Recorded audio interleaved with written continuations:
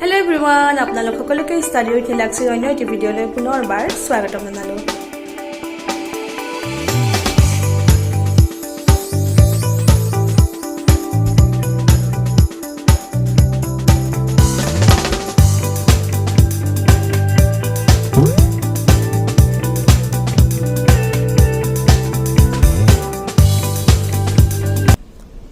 মৰমৰ ছাত্ৰ-ছাত্ৰীসকল, আজি মই তোমালোকক অনুশীলনী 13 ক এই অনুশীলনীটোৰ অংকখিনি মই তোমালোকক বুজাই দিম।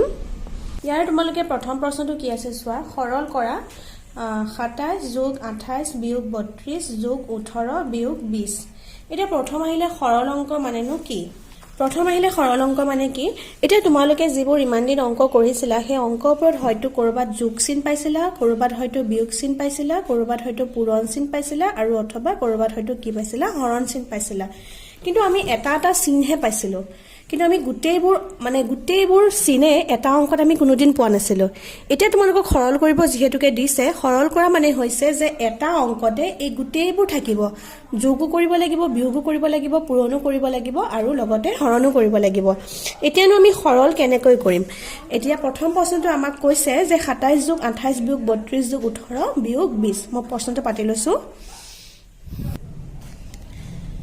ছাত্ৰ-ছাত্ৰীসকল, যেতিয়া তোমালোকে সৰল অংক কৰিবা প্ৰথমে চাবা যে কৰবাত বন্ধনী আছে নেকি, ব্ৰেকেট আছে নেকি। যেতিয়া বন্ধনী নাথাকিব তেতিয়া আমাৰ একেবাৰে সহজ। সদায় সৰল অংক কৰোঁতে সদায় প্ৰথমে আমি যিহেতুকে চিনবিলাকে কৰিব লাগিব, যিহেতুকে সৰল অংকত বহুত চিন থাকে, তোমালোকে এতিয়া কোনটো চিন প্ৰথমে কৰিবা সেইটোও তোমালোকৰ কনফিউজন হ'ব। তাৰ কাৰণে এটা নিয়ম আছে, সৰল অংকত প্ৰথম সদায় আমি কি কৰিব লাগিব, পূৰণ আৰু হৰণৰ কাম কৰিব লাগিব। প্ৰথম কিহৰ কাম কৰিব লাগিব? পূৰণ আৰু হৰণৰ কাম। তাৰপিছত আমি কৰিব লাগিব, ছেকেণ্ডত আমি কৰিব লাগিব, দ্বিতীয়তে কৰিব লাগিব যোগ আৰু বিয়োগৰ কাম। কিন্তু এইখিনি কৰাৰ আগতে এইটো কিন্তু অকল বন্ধনী নথকাৰ কাৰণেহে কৈছো। যদি বন্ধনী থাকে তেনেহলে বেলেগ নিয়ম হ'ব। যিহেতুকে যদি কোনোবাটো অংকত বন্ধনী থাকে তেনেহলে আমি প্ৰথম বন্ধনীটো কাম কৰিব লাগিব। আকৌ বন্ধনীৰো ভাগ আছে।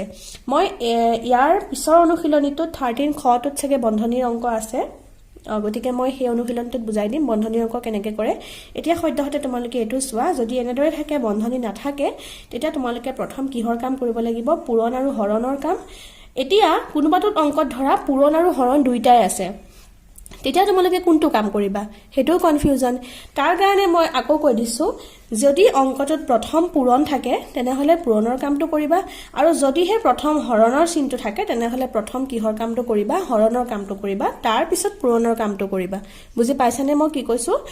যদি কোনোবাটোত অংকত পূৰণ আৰু হৰণ দুইটা চিন একেলগে থাকে তেনেহলে প্ৰথম পূৰণ যিটো চিন প্ৰথমে থাকে, যদি পূৰণ চিনটো প্ৰথমে থাকে তেনেহলে পূৰণটো কৰিবা, আৰু যদি প্ৰথম হৰণ চিনটো থাকে তেনেহলে হৰণ চিনটোৰ কামটো কৰি ল'বা।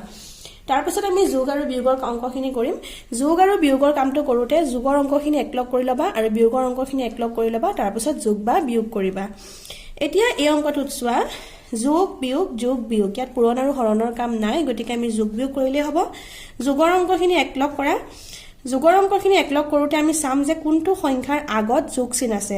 প্ৰথম আছে 27, 27ৰ আগত একো চিন নাই, তাৰমানে কি চিন এটা আছে? যোগ চিন এটা আছে, গতিকে 27টো পাতি লওঁ। যোগ 28, তাৰপিছত চোৱা বিয়োগ 32, এইটো নহ'ব। যোগ 18, এইটো হ'ব, গতিকে আমি যোগৰ অংককেইটা একলগ পাতি ল'লো। তাৰপিছত বিয়োগকেইটা পাতা, বিয়োগ 32 বিয়োগ 20। এতিয়া যিহেতুকে গোটেইকেইটা যোগ চিন আছে আমি যোগ কৰিম। তোমালোকে কাষত যোগ কৰি ল'ব পাৰিবা, 27 যোগ 28 যোগ 18 কাষত যোগ কৰি লোৱা। 7 8 15, 15 8 23, 3 7 ল'ব 2, 2 2 4, 4 1 5, 5 2 7। আমি কিমান পালো? 73।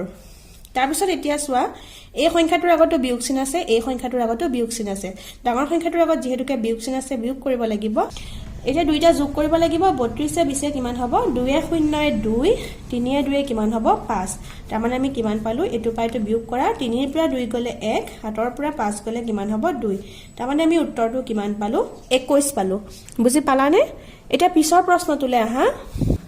পিছৰ প্ৰশ্নটো চোৱা, 20 বিয়োগ 21 বিয়োগ 7 যোগ 11। ইয়াতো বিয়োগ আৰু যোগ চিন আছে, গতিকে বিয়োগকেইটা একলগ কৰা আৰু যোগকেইটা একলগ কৰা। প্ৰথমে যোগকেইটা একলগ কৰি লওঁ। ইয়াৰ আগতো যোগ চিন আছে, গতিকে যোগ 20, এই দুটা নহ'ব যিহেতুকে বিয়োগ আছে। এইটো চোৱা যোগ 11, গতিকে আমি একলগ কৰিলো।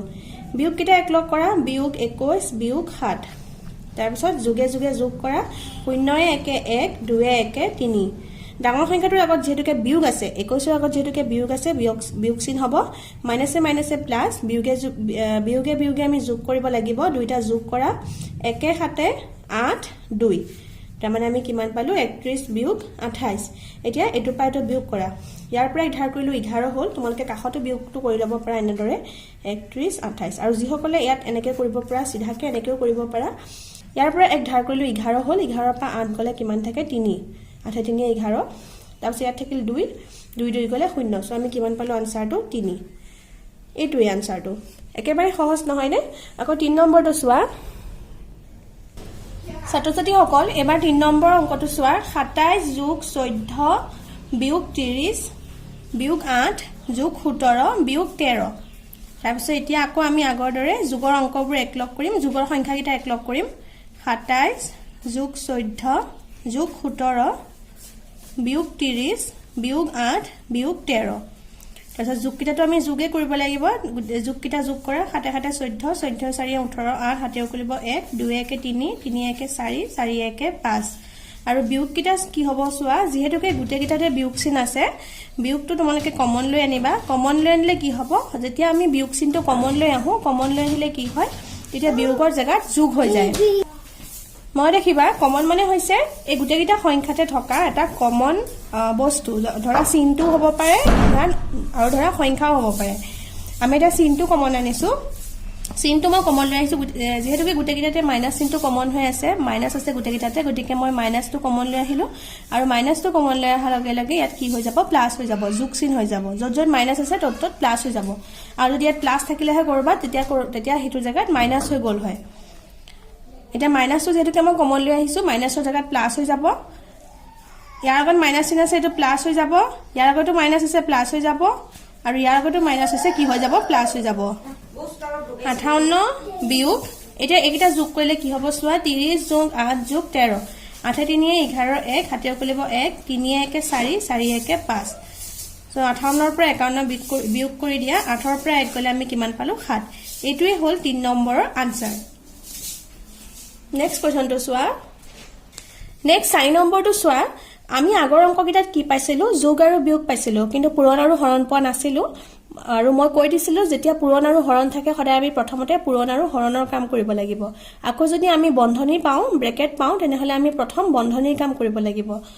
এতিয়া চোৱা এই অংকটোত বিয়োগ আছে যোগ আছে আৰু পূৰণ আছে হৰণটো নাই যেহেতুকে হৰণটো নাই গতিকে আমি প্ৰথম পূৰণৰ কামেই কৰিব লাগিব পূৰণ কত কত আছে চোৱা 8 পূৰণ 2 3 পূৰণ 7 5 পূৰণ 5 এতিয়া আমি প্ৰথম পূৰণ কেইটা কৰি লম 50 বিয়োগ 15 বিয়োগ 8 দুগুণে কিমান হ'ব 16 মই এনেদৰে তোমালোকক বুজাবৰ কাৰণে দেখাই দিছো তোমালোকে এনেদৰে চিন্তি নলবা 8 দুগুণে 16 যোগ 3 7 গুণে 21 বিয়োগ 5 5 গুণে 25 আকৌ আমি আগৰ দৰে পাই গলো যোগ আৰু বিয়োগ এতিয়া যোগ কেইটা একলগ কৰা 50 যোগ 21 বিয়োগ 15 বিয়োগ 16 বিয়োগ 25 যোগ এটা যোগ কৰা 0 1 1 হ'ব 5 2 7 তাৰপিছত আকৌ আগৰ দৰে আমি বিয়োগটো কমন লৈ আহিম বিয়োগ এটুক হৈ যাব যোগ 15 এটু হৈ যাব যোগ 16 আৰু এটু হৈ যাব যোগ 25 71 বিয়োগ পাছে পাছে 10 10 6 16 6 7 কৰিব 1 1 1 2 2 2 4 4 1 5 সো আমি কিমান পালো 71 বিয়োগ 56 ইয়াৰ পৰা এক ধাৰ কৰা 11 হ'ল 11 পৰা 6 গলে কিমান থাকিব 5 6 পৰা 5 গলে কিমান থাকিব 1 আমি কিমান পালো আনসাৰটো 15 পালো নেক্সট আকৌ এইটো কোৱেশ্চন চোৱা এটোত কি আছে চোৱা এটোত হৰণ আছে পূৰণ আছে যোগ আৰু বিয়োগ কিন্তু ইয়াত গুটেকিটা চিনে আছে আৰু মই প্ৰথম কি কৈছিলো যে প্ৰথম আমি কিহৰ কাম কৰিম হৰণ আৰু পূৰণৰ কাম বা পূৰণ আৰু হৰণৰ কাম কিন্তু যেহেতুকে এই অংকটোত দুইটা আছে হৰণো আছে পূৰণো আছে তেনেহলে আমি প্ৰথমনো কোনটো কৰিম সদায় মনত ৰাখিবা যেতিয়া হৰণ পূৰণ দুইটা যেতিয়া চিন থাকিব তেতিয়া আমি প্ৰথম কৰিম যিটো চিন প্ৰথমে আছে মানে হৰণ আৰু পূৰণৰ ঠাইত যিটো চিন প্ৰথমে থাকে ইয়াত এতিয়া হৰণটো প্ৰথমে আছে গতিকে আমি হৰণটো প্ৰথমে কৰিম 4 ৰে 12 হৰণ কৰিলে 3 পূৰণ 5 যোগ 8 বিয়োগ 12 বুজি পালানে যেহেতুকে প্ৰথমে হৰণ চিনটো আছে গতিকে আমি হৰণটো কৰিছো